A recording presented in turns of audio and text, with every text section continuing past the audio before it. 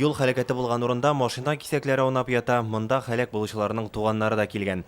Ике кешенең гомерен үзгән авария бүген иртән Столбище аэропорт юлының 3нче чакрымында килеп чыга. Ак төстәге Kia машинасы аэропорт ягыннан шәһәргә таба барган. Бер мәлдә ул каршы як полосага чыга һәм йөк машинасына килеп бәрелә.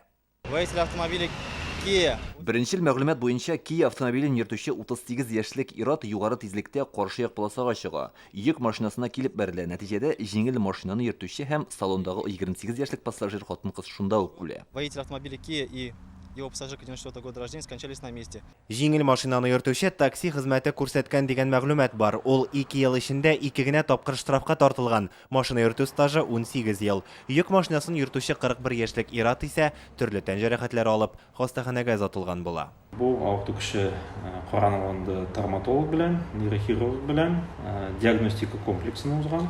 Травмалар жеңілше, берілген справка. Итәңгеннән башлап поликлиникадан наблюдениега. Йөк машинасы артыннан килгән башка җиңел машина юл читенә төшеп киткән. Аны йөртүченең язмышы әлегә билгесез.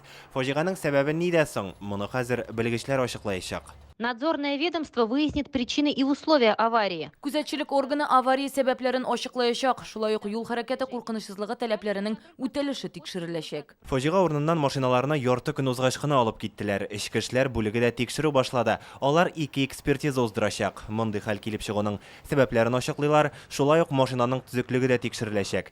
Әлегә 2 фараз бар. Машина йөртүче йоклап киткән яки аның хәле начарайган. Илгиз Шәкүров, Александр Вольнов, Яңа Гасыр каналы.